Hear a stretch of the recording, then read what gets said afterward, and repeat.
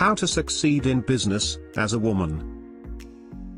Being an entrepreneur is not for the faint of heart. Anyone who has tried to start their own business knows this. However, a female entrepreneur in Silicon Valley shared some ideas for succeeding in business, as a woman. According to her, being a woman CEO, in a predominantly male environment, has taught me so much about myself, and what it takes to succeed. I have been forced to learn lessons that all business owners need to master, and more quickly than I expected. But the payoffs have been huge. Here are a few nuggets of hard-earned wisdom I hope you will find helpful, for your own success as a woman entrepreneur. 1. Get out of your own way. I wish someone had told me this sooner. Growing up, they teach you to be nice and kind. But no one ever tells you how much you really have to believe in yourself to get ahead, and what that really means. With so few female role models, I have had to learn to trust myself. Positive self-talk is essential, but so is recognizing when you have something new to learn. Embrace your disappointments and rejections, and give yourself permission to be wrong, or even fail. These are all opportunities to grow. Learning how to trust your gut, and being comfortable with your own growth process, are both invaluable. 2. Forget the traditional 9 to 5. Those days are gone. You will be lucky if you get a 9 to 9. Be prepared to put in long and unusual hours, especially if you are dealing with business partners in other parts of the world. Time zone differences may have you on at the middle of the night conference calls, or early morning contract review sessions. However, the good news is that as an entrepreneur, you can make your own hours. So, if you need to take some time off, for a special event, or just because you need a break, you have that option. 3. Work-life balance isn't just for women. We have all heard this conversation before, and usually it is the context of women juggling family and career. But honestly, this kind of balance is important for everyone, regardless of your gender. It is really important to have some kind of personal life that nourishes your spirit, and helps you take quality downtime. Otherwise, you are liable to become very unhappy, and as a result, quite unpleasant to be around. And that is not serving anyone well. For me, this does often take the form of spending time with my family, because having fun with them feeds my soul.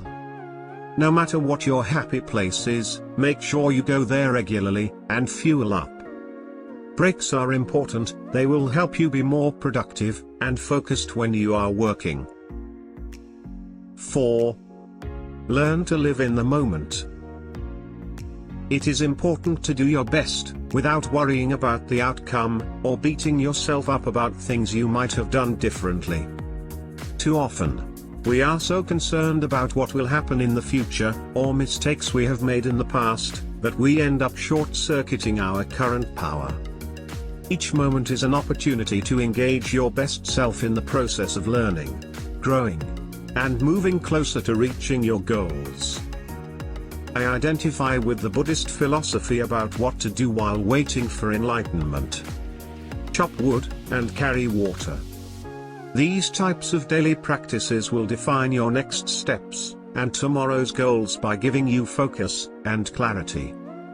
Maintaining this kind of constant awareness and mindfulness, especially during the most mundane activities, can be challenging, but it is also very fulfilling.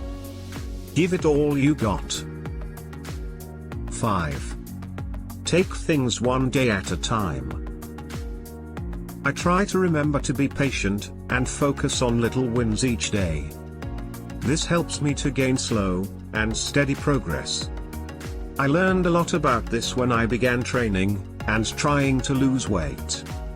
When I am stuck to a daily routine, and took small, regular steps, over time, I really began to notice a difference. Operating this way requires a tremendous amount of patience, as well as confidence in your vision, and your ability to reach your long-term goals. You will need to remember that some days will find you taking a step or two backwards, but that is natural. If you can remain patient with the stop and start nature of the process, you will see yourself starting to move forward again. 6. Allow yourself to be a work in progress. Nobody enters this game as a fully formed expert. You are not handed a manual. You learn on the job, and that means allowing yourself to take chances, and sometimes fail. Do not let your perfectionism hold you back from trying new things. I know that I have gained my greatest bits of wisdom through my own personal experience. People can give you advice, but there is no substitute for learning by doing. Once you understand that you are constantly evolving, you will step into a really powerful place of being ready to grow and respond to changes. And, as we know, the world is constantly changing, so you need to be ready to change with it. 7. Leadership is about cultivating strong relationships. Forming a solid team is one of the most important initial steps to creating a successful business. I cultivate connections based on mutual trust and respect with people who have the skills to do their work, and then I make the space for them to do their thing. I prefer to give my teammates what they need, create the kind of stickiness that makes them want to stay, and makes it feel like they are not working, but just doing what they love to do. I do my best to create a trusting space, where people can be honest, and express themselves. The ability to create this kind of openness, where people can deliver their best, is in my opinion, the essence of strong leadership. 8. Become part of something bigger than yourself. One thing that really helps me get some perspective is doing service work. That is, voluntary work. I like to spend time with older folks, at a local nursing home, and senior centers. It helps me tune into concerns that are bigger than my own, and gives me a new take on my own hurdles, as they relate to the grand scheme of things. Giving is actually quite inspiring on many levels.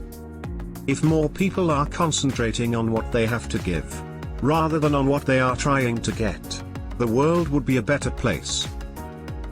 Try paying it forward with a little voluntary work. You will experience the surprising benefits. 9. Align yourself with a larger ecosystem. Your brand is your calling card. It is also the main tool you use to create relationships, which are at the center of all business.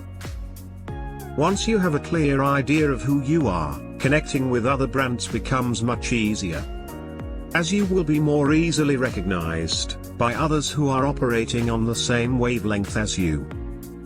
The best relationships come about between brands whose messages, core values, and objectives are all in alignment with one another. If you can tap into the potential in these types of alliances, you will find yourself creating a powerful business network that is capable of lots of exciting and mutually beneficial collaborations. 10. Maintain your center. Startup life can really be a struggle sometimes. It is a roller coaster of emotions, highs and lows mainly, and not much in between. Pressure to perform can feel unbeatable at times. I still find myself up against traditional views of womanhood and the role of women in the family, fielding everything from critical questions and sideways comments to raised eyebrows. At moments like these especially, you need to stay mindful of who you are and what you need.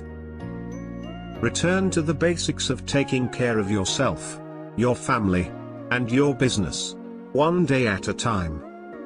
And remember to shut down and take a break when you need one. Remind yourself, this is what you asked for. Then take a deep breath, or 2, or 10. And keep going. If you find this video, and the shared ideas helpful, please hit the like button, and share with others. Thank you for watching.